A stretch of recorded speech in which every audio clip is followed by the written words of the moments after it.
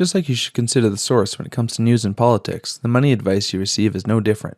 Do they have the credentials or experience on the topic? Are they providing the right advice for your situation? Eric Nisall joins us on the show to discuss how we can objectively consider the information we find online and how it applies to our situation. After all, personal finances are personal, and not everything we read will apply to us.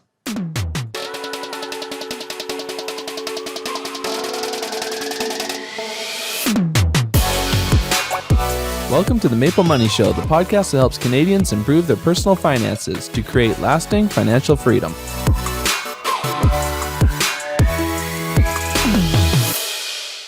Our sponsor this week is Borrowell, who have launched an automated credit coach to help you improve your credit score.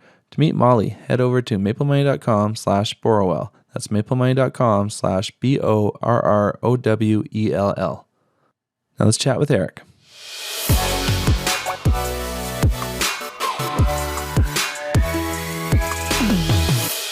Hey, Eric. Welcome to the Maple Money Show.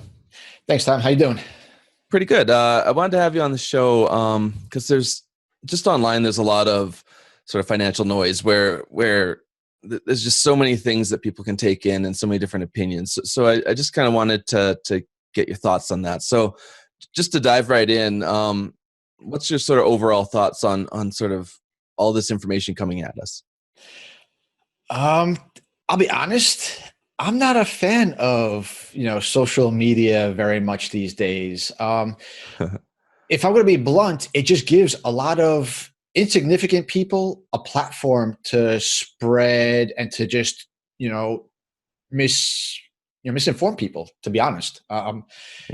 These days, anybody can call themselves an expert. You're old enough to, you're my age. So, you're old enough to remember those Holiday Inn commercials where the guy's like, performing surgery. It's like, oh, are you a doctor? No, I stayed in the Holiday Inn Express last night. Those types of deals where, you have people who, oh, I did my taxes on, TurboTax or whatever last year. So that makes me an expert. I'm going to go out and offer my advice to everybody whenever they ask for it in a Facebook group. So, that, and then with Twitter, people are like, oh my God, this person has like 10,000 followers. They must know what they're talking about. They don't realize that all of these people, you put those little hashtags in your profile and they just follow each other back. So it doesn't really mean anything. It's just, it's all false equivalencies. And so, yeah, I'm not a big fan of a lot of the stuff that I see online.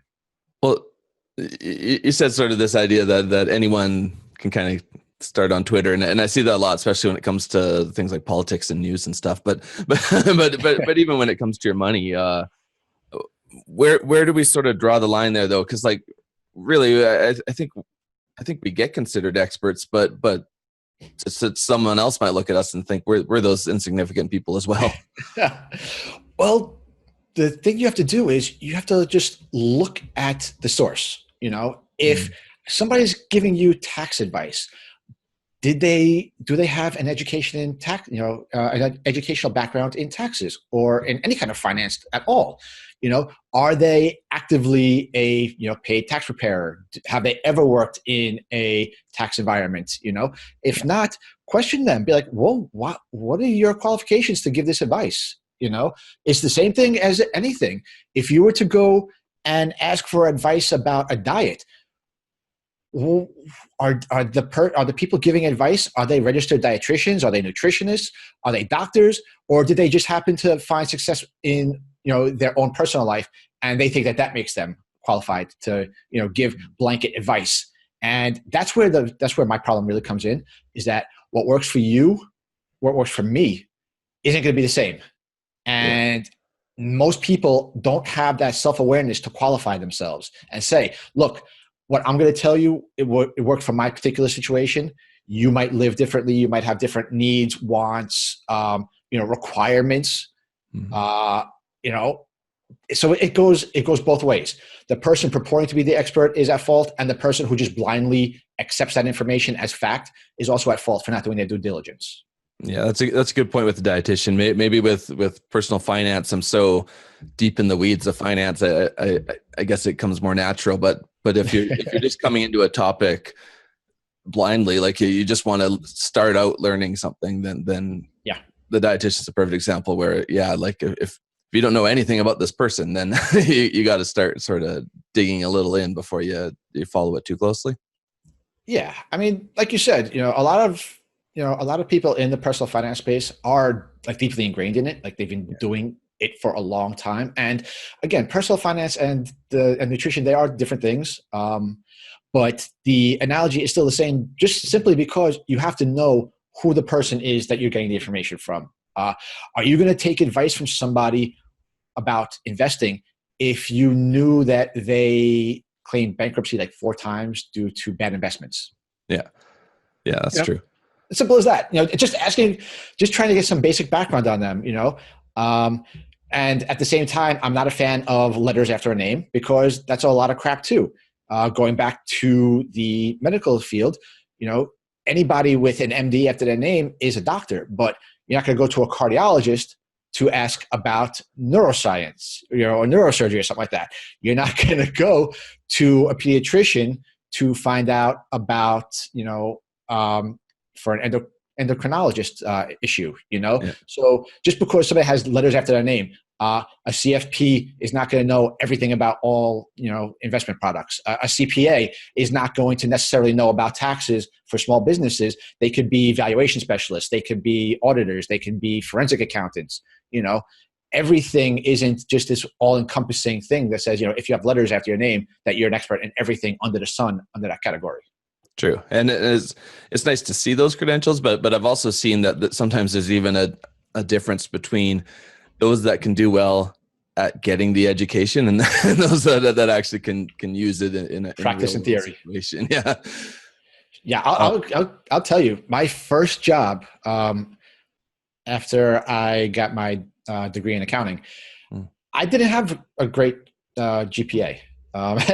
My first 2 years at the University of Buffalo, I left under my own accord. I wanted to go home. I was tired of it, but I left with a 184 GPA, Okay. Yeah. But when I interviewed for my first job at a CPA firm, they asked me something very simple, and I was like, oh, wow. Okay, sure. I answered the question.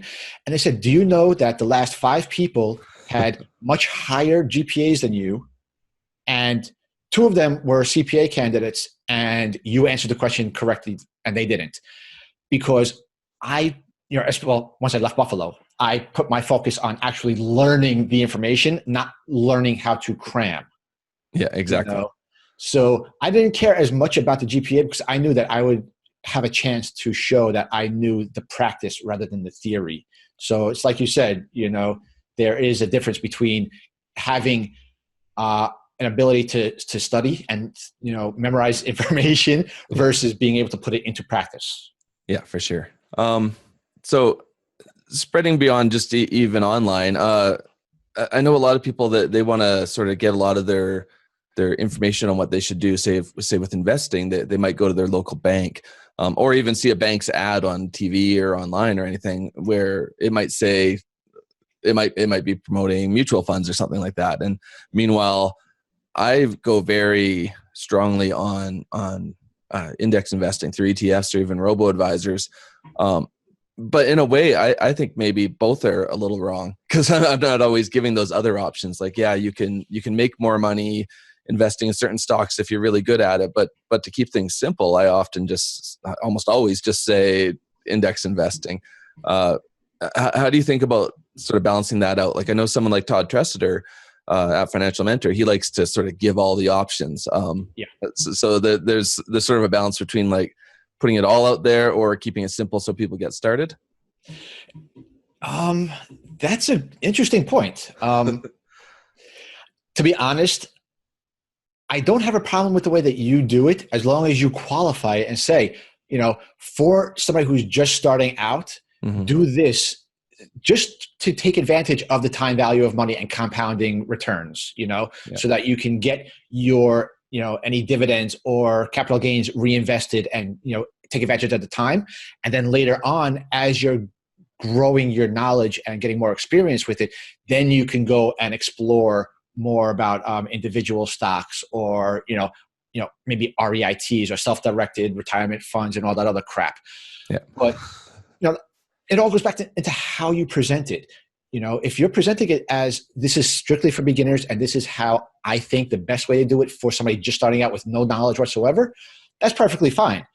Todd, on the other hand, it's, he's got like it's a whole thing in his head. I wouldn't be able to do something like that, Yeah, it's a lot higher level. On any topic, even on accounting or entrepreneurship topics, I found myself not being able to go so far and in depth into everything like that, just because as I'm writing it or as I'm talking about it, I might lose interest in it. To be honest, yeah. So if I'm losing interest, other people might lose interest in it too. So like for you, you might want to do a follow-up series and say, hey, here's something for more advanced people. And then link it to that and be like, hey, this was my advice, for people who are beginning, but I've realized that, as people get more investing experience, they might want to expand their practices with everything. So let me go into something else. And then here's this thing. Yeah. So, well, even for those that really understand it, not to keep going on this point, but even for those that really understand, I'm still a huge fan of index investing, but I'll always get someone that'll email me and say, well, why would I do that? I'm making 18% this year. But so it's hard to dispute it, but at the same time, it just seems like the safer, simpler way is the way I suggest. But right. But you just said it right there. Yeah. Safer, simpler. Yeah.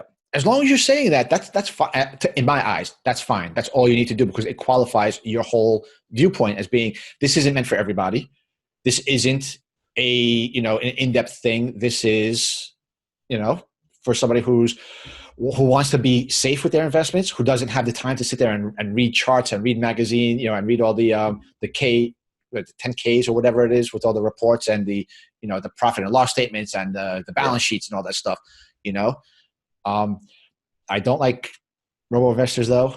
I'm not a fan. As an accountant, I'm not a fan, just because I see like all the volume and everything. Yeah. And it just looks like there's, when there's so much transactions, it looks like there can be a lot to lose inside of there, okay. Like, constantly rebalancing or moving in and out. It's the same thing with with people who are like, let's harvest our tax losses and stuff like that.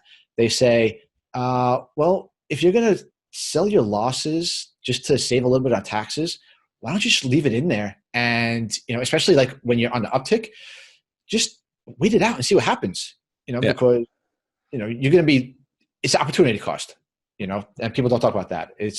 And that's another thing, about getting advice online. People are like, oh, at the end of the year, do this, do this, do this. And it's like, no, not everybody should be doing that.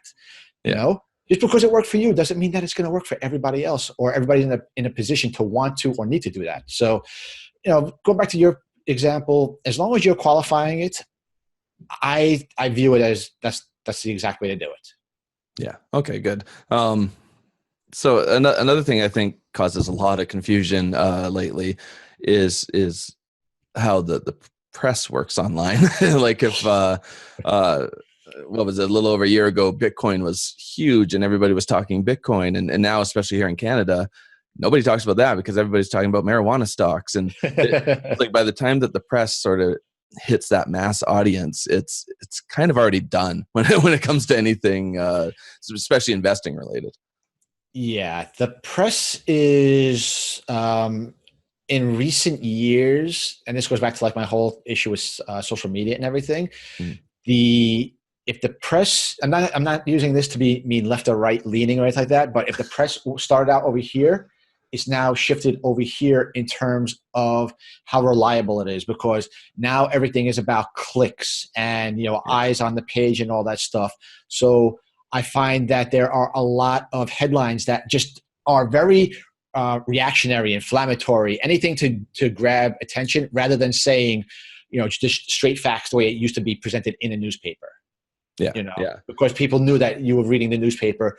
Every town would have like maybe 2 or 3 different newspapers, but everybody had the one that they read most consistently. So they knew that they didn't have to really compete as hard. But now with all these different websites and, microblogs and, these listicle people and all this other crap, it's a competition for the short attention span of today's youth and adults as well, because as adults assimilate more into the technology, their attention spans have shrunk as well. Yeah. So when it comes to the press and journalism, all that stuff, there are still a lot of good people out there. Mm-hmm. But the majority of them have transformed into clickbaity stuff, and they're more reactionary. They're more of the, to use a term that we use in the online space, they're less evergreen and more in the moment. They're more hot button issue type things. So, depending on what you're looking for, it could be worth your time. It could not be worth your time. You'd have to determine it yourself, really, to be honest.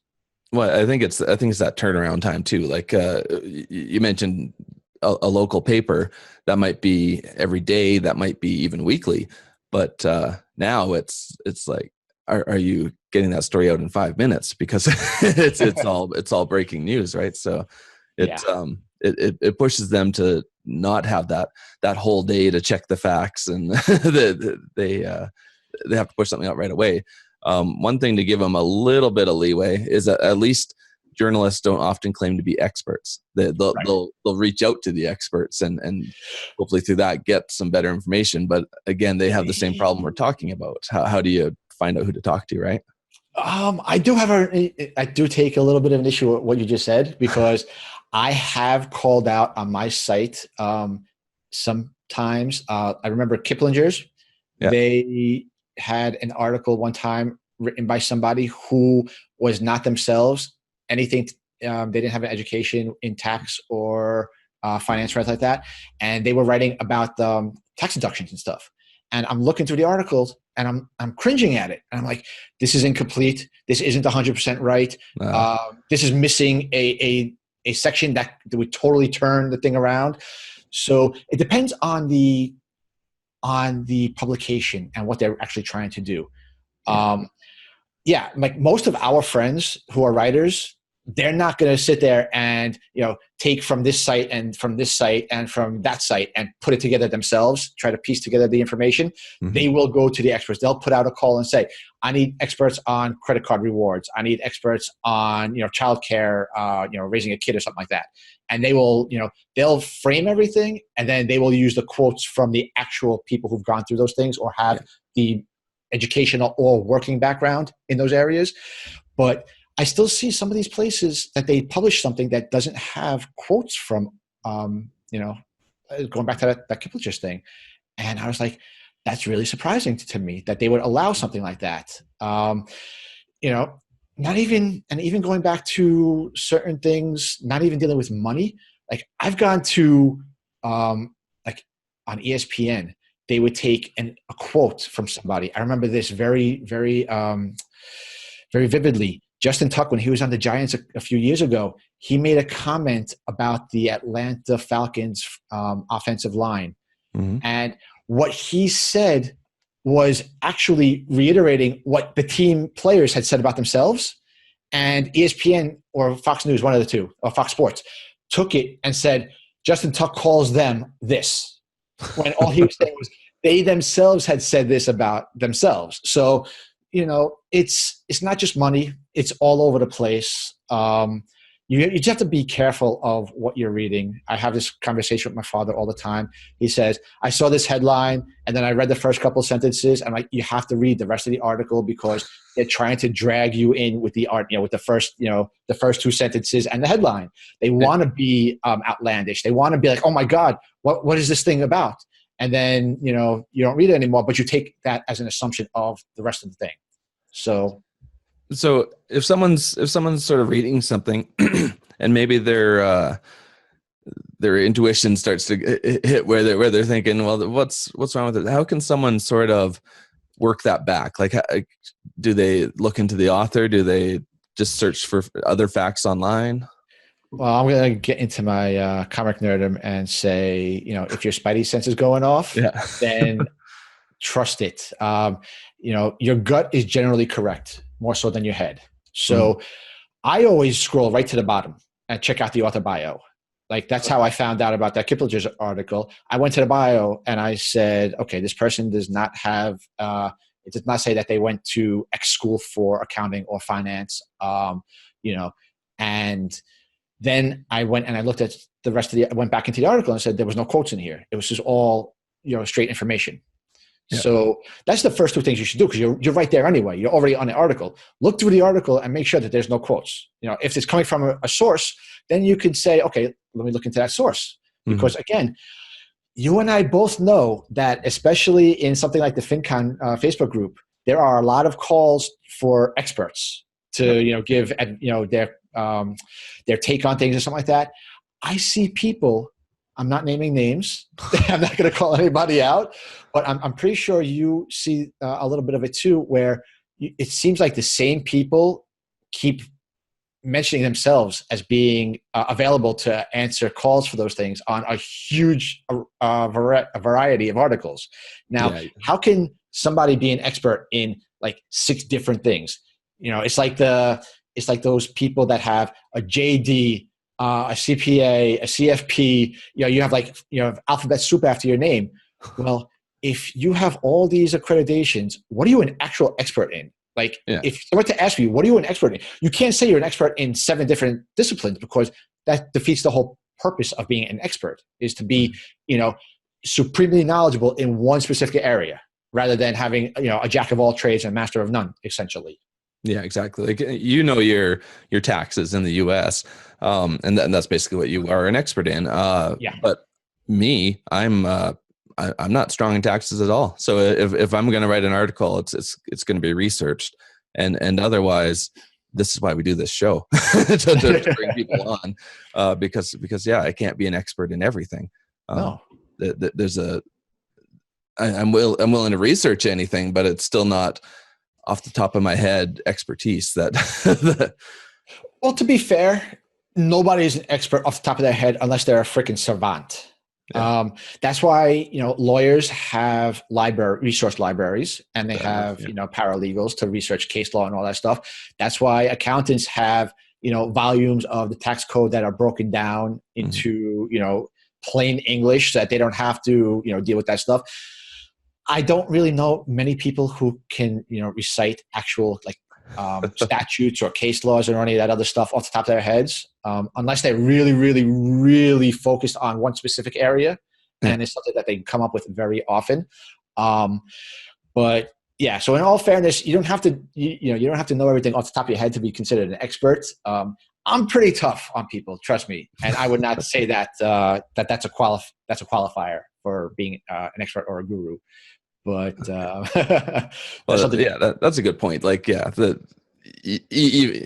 Even in your field, you can't know everything. So, but at least you need to have enough knowledge to sort of realize when you have to look something up. I mean, if you're an expert on 5 different things, you're actually an expert on nothing. That's the way I view it. It's the jack of all trades, master of none. Yeah. So within blogging, we get.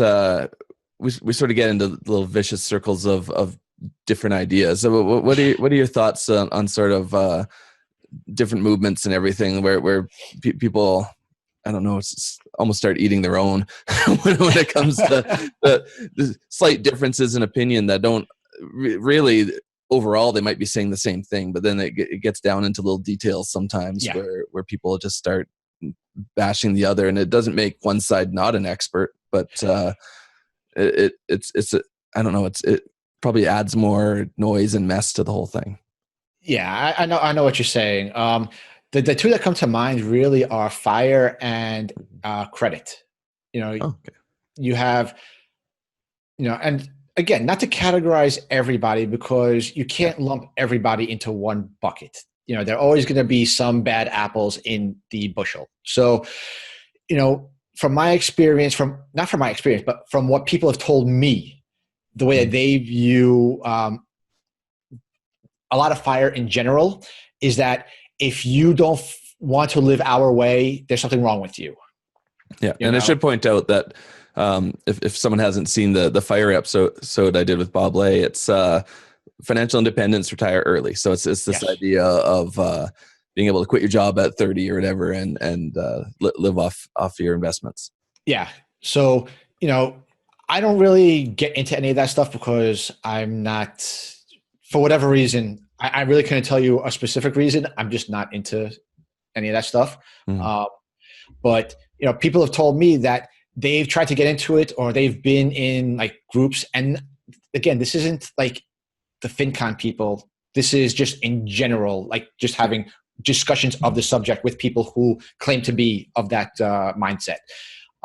There's a lot of people who have the mindset that, this is the best way to live. So if you don't want to live, like us, then there's something wrong with you. It goes for the anti-credit people too. There's a lot of people who are like, you're stupid if you want to, get into debt and blah, blah, blah. But there's two sides to every story, and I'm not even talking about the fact that there are a lot of people in FIRE and anti-credit who are great people, who I personally know and I think are great people. I'm talking about the other side of the informational coin. Like with FIRE, you have some people who are like, you have to give up, or who view it as you have to give up everything in your 20s and 30s to retire and then have the rest of your life to do whatever you want. Yeah. Problem is, your body physically cannot do the same things when you're, especially 40, once you cross 40, men and women, once you cross 40, your body physically starts to change and you can't do the same things that you could when you were in your 20s and 30s. So, noticing that. So there's a lot of people who are, who push back and say, well, I don't want to give up my ability to do X, Y, or Z when I'm young and physically able to do that. And I will rather, push my retirement forward or whatever. And they were met with, well, that's just stupid, blah, blah, blah, fine. You know what? That's the way you want to think. More power to you. But at least be open enough to look at other people's mindset and see the other side of things. The same way with the anti-credit. Most people don't like credit because it leads to debt. Well, guess what? You could get into debt in many other ways too, even if you're cash only, Before credit cards only came into existence in 1984, somewhere around there?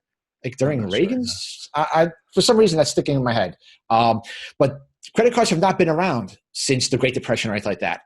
Where did those people get into debt from?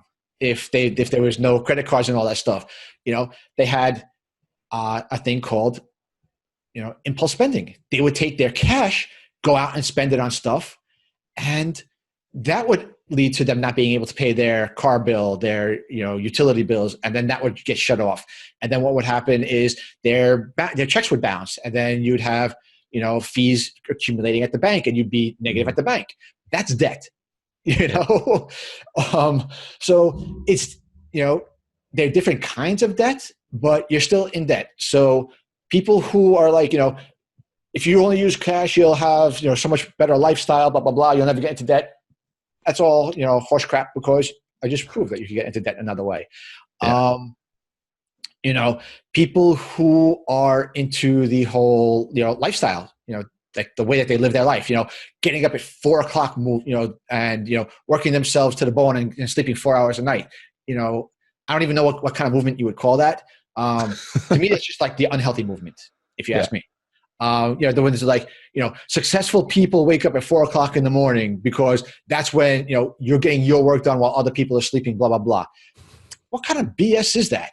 If your body physically cannot get up and operate when it's pitch black outside, then you're basically waking up at 4 o'clock for nothing. And, because you're sitting there for like 2 hours doing nothing and like slogging through the day. Again, it's not everybody who does that. I know people who do that, and they're perfectly fine with people who don't want to live like that. It's just, I guess people are very offended when you challenge or you question the way that they do things, and not argumentatively challenging them, just inquisitively challenging them. So why do you do this? What is the benefit? How long did it take you to adapt? Are you even adapted to it? Stuff like that. Yeah, it seems like it's all a bit of balance. Like personal finance should be personal, right? Like I'm on the pro credit card side, but I totally get that there's some people that can't have that in their lives. Like if it becomes a problem, you need to use it like a tool. And then same with, someone might want to get up at 4, someone else might want to work until 2 in the morning. There's different ways to do stuff that you just have to find out what works for you. So it's sometimes you might see differences in these experts and bloggers and everything, where you just got to find the person that most resonates with you and then kind of go with that. Yeah, I mean, you just hit the nail on the head. There's only one universal truth when it comes to any of this stuff, and that's to find what works for you and your particular situation. Mm-hmm. Personally, I cannot get up at 4 o'clock in the morning. I haven't tried. That doesn't mean that not everybody, that I'm going to tell everybody not to do it. Somebody who is looking for advice on, let's say, household finance management. They go to you, you're going to say something. They come to me, I'm going to say something. Are either of us wrong? Not necessarily.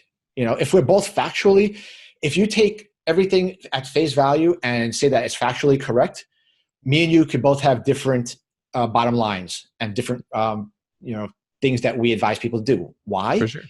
You're married with 2 kids. You live in Canada. You're still in Western Canada, right? Yeah. Yeah. Okay. So, you're not in a big town, a big metropolitan area like Toronto or Vancouver or, anything like that. Yeah. I'm single, no kids, no responsibility to anybody else. I live in Fort Lauderdale, which is more of a metro area. Mm-hmm. Our cost of livings are different. Our needs personally and, familial are all different, insurance needs, income needs, all that stuff. So, you just have to see what works for you in terms of who to follow as well. Getting back to finding out the source of the articles and all that stuff.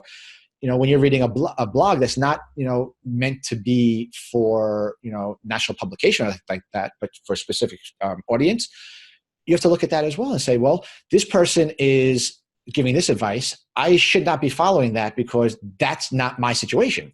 This person's following, issuing this type of advice. That's more of my situation. Maybe I should be looking at them. But at the same time, you could also combine the two.